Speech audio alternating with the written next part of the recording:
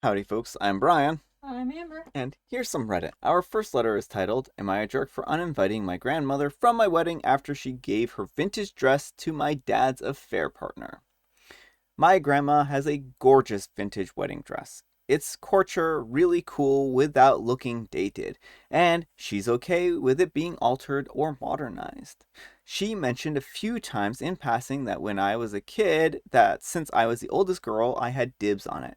We aren't super close because she was the mother in law who wasn't very nice, but she is big on passing stuff down, so I assumed it would always be there.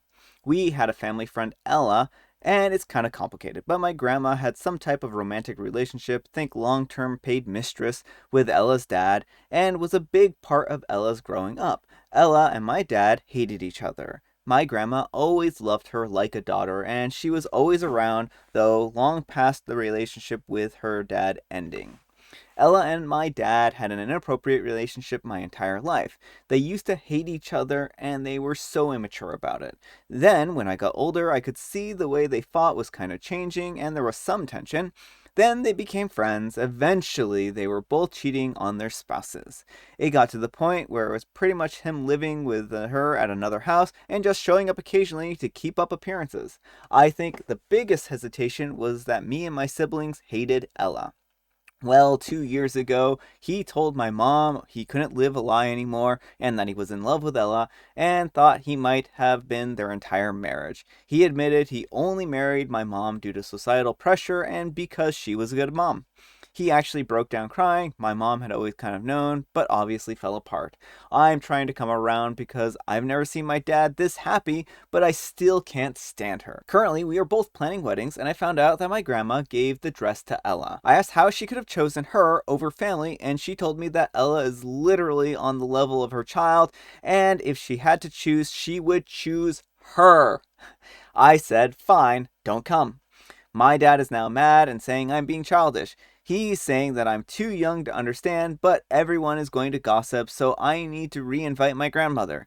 He is willing to pay for the dress, but says that I should get Ella and my grandma to have a special bond. All right, folks, what do you think? Jerk or not the jerk? Not the jerk. I'd invite your dad too.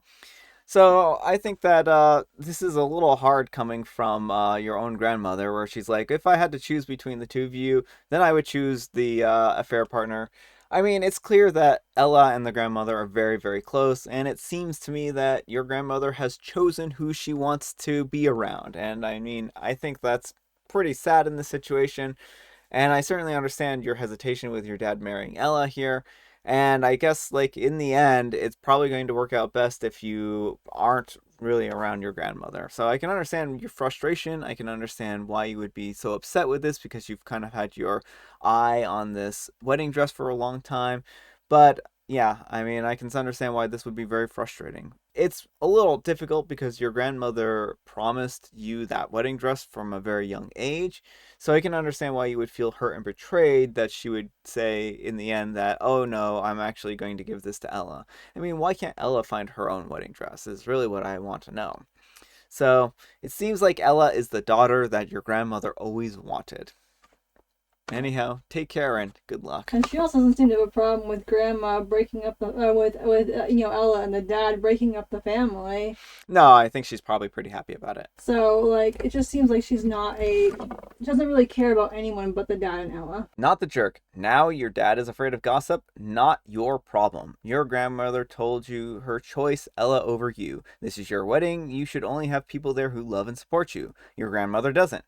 Let's pretend that you are being childish and petty. So what? Read my second paragraph. Right, I feel like people are going to gossip either way. Her father had an affair and is marrying his mistress, and his grandmother is choosing her son's mistress over her granddaughter. If he was that worried about what other people would say, he probably shouldn't have had an affair. Alright, our next letter is titled, Am I a jerk for refusing to let my stepson, 17, have a PowerPoint project display in honor of his deceased mother at my wedding? And there is a content warning on this one. This does deal with cancer, it does deal with death, and it deals with the death of a spouse. Basically, the title, My fiance 42 and I 36 are getting married before the end of this year, 2022. He has a son, 17, from his former marriage with his late wife who passed away from cancer. I'd like to think that my stepson and I have a good relationship, however, he is the most sensitive and emotional kid I've ever met. I'm not saying that's a bad thing, but it does make it difficult for me to deal with him sometimes. He has said that he's already prepared a PowerPoint project in honor of his mom and is planning on displaying it at the wedding. This was an instant no from me for many reasons. My fiance said that we should let him because he just wants to remember and honor his mom. I told him that this occasion, the wedding, has nothing to do with his stepmom, so I'm not sure why put a whole PowerPoint project there at the wedding about her. It takes away from the guests' attention and makes them confused. My fiance said that we have to respect his son's wishes, and also he'll pay for the screen and everything. We had a huge fight about it, and I refused to even consider it. The whole thing is just a no-go. I even offered to have maybe a few pictures or a seat as an alternative, but my stepson isn't having it. Things have been pretty tense now. My stepson isn't talking to me. My fiance just keeps trying to guilt me into saying yes, and it's all just making me feel overwhelmed. Am I the jerk for refusing to make this happen? My fiance commented saying that my refusal is indication that I have an issue with my stepson's mom and that I'm being unfair to him since he spent so much time and effort preparing this project that obviously means a lot to him. Side note, this isn't about my stepson's mom. I don't have any negative feelings towards her. In fact, I think she was a fighter. Battled cancer not once but twice. She played a huge role in what makes my fiance has now become, and so I'm so grateful for that. Edit, sorry, I wanted to put a link in here, but something failed. I was trying to show the size of the screen my fiance showed me earlier about my stepson's grief. When I first met him, he seemed to keep to himself and not attend much in the way of family functions, even when inside the house. He avoids spending time with family, is quiet most of the time, and doesn't really talk much. I suggested therapy, but my fiance said that he mentioned this once to him, and his son yelled at him and told him to stop acting like there was something wrong with him by bringing up therapy. My fiance stopped bringing it up, and whenever I try to mention it again, he shuts me down hard. All right, folks, what do you think? Jerk or not the jerk? Not the jerk. So, OP, I don't think that you're the jerk in this situation. And I think you're right because this is just not the appropriate time or place to have a giant display of his mother. And I mean, I know that he's grieving and I know that he's having a hard time with the thing, but he's also not taking the steps necessary to heal from that grief, like go to therapy if he needs it. So, I don't think that you're the jerk in this situation. And this seems to be like a pretty big red flag that your husband isn't like, or fiance isn't shutting this down and being like, no, this isn't the time or place for it. It's great that he wants to honor his mom, but again, like why is that necessary to do here? Well, why can't you have a memorial for her? Why can't there be another time or place for this?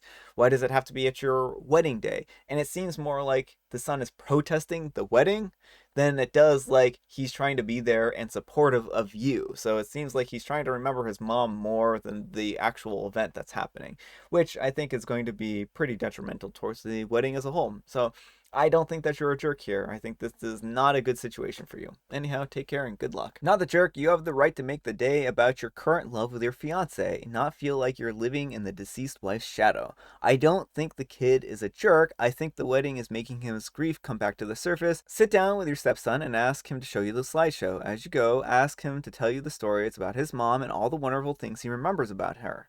Then tell him that she sounds like a wonderful person and she deserves to be remembered in her own context.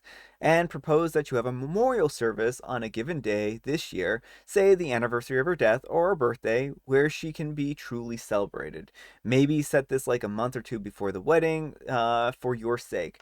Suggest that this be a special party that he plans with help if needed. Then say, I know you wanted this to play a part of the wedding, but it's beautiful and it really deserves to be used as a celebration that you're about your mother and not a party to celebrate your dad and me. Let's use this for a memorial service instead. In other words, affirm his grief and give him an outlet for the work that he did, but stand firm. And don't let your fiance be a part of that conversation. Separately, let him know that this was a bad way to handle his son's grief and that it made you feel disrespected and less than. I mean, I think that's a really great point all in all. Like I said, I think that a memorial service is a really great idea here, and that's going to be something that's going to give her the ability to have her own special day and not have this like a mishmash of two different celebrations, right? I mean, that's not a good way to approach a memorial, I think. You're like the adult that tells kids how they should actually solve issues that come in life. Can I come to you every so often in life? I mean, it was actually a very good solution and very well phrased. All right, folks, it is tea time. Make sure to grab your beverage of choice. Let me know what kind of tea you think I have today. What kind of tea do you have, Amber? I have mint tea. All right, and let's get a joke. Why is the letter R important to friends? Because without it, they would be fiends. Oh my goodness, that's a terrible joke. I have Earl Grey. I bet that threw a lot of people. Our next letter is titled, Am I the Jerk for Telling My Neighbor to Get Over It When I Wake Her Baby Up? My garage is about 3 meters away from my neighbor's bedroom where their baby sleeps. I've got a roller door which beeps quietly 4 times within 20 seconds of me arriving home and pressing the button. It's so quiet that at times I can't even hear it when I'm sitting in the room adjacent to the garage when my partner comes home.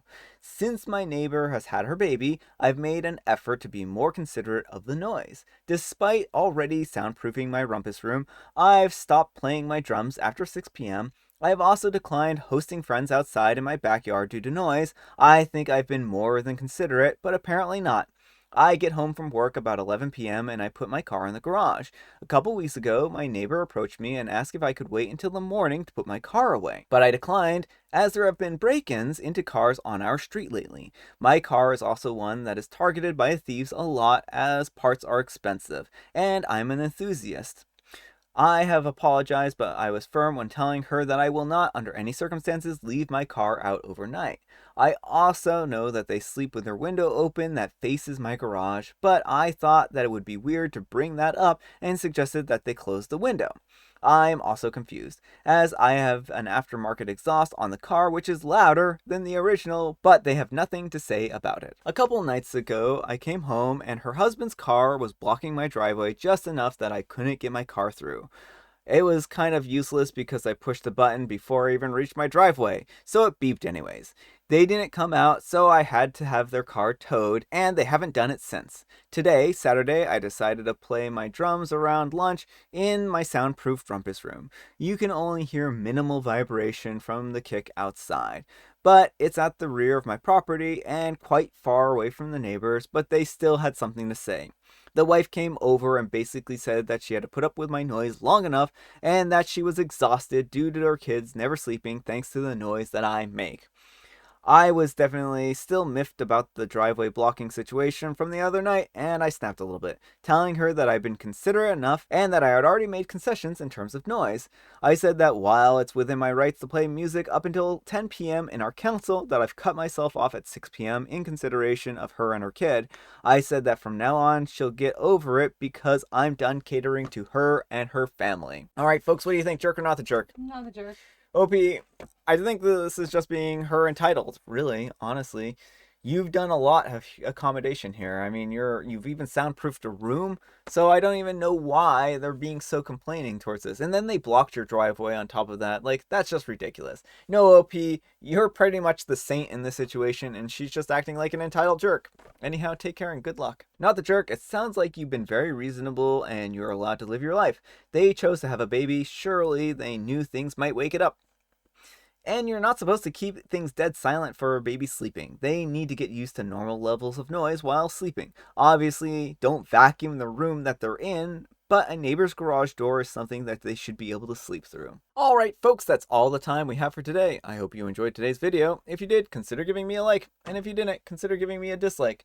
Thanks so much for watching, and I'll see you all tomorrow. Bye.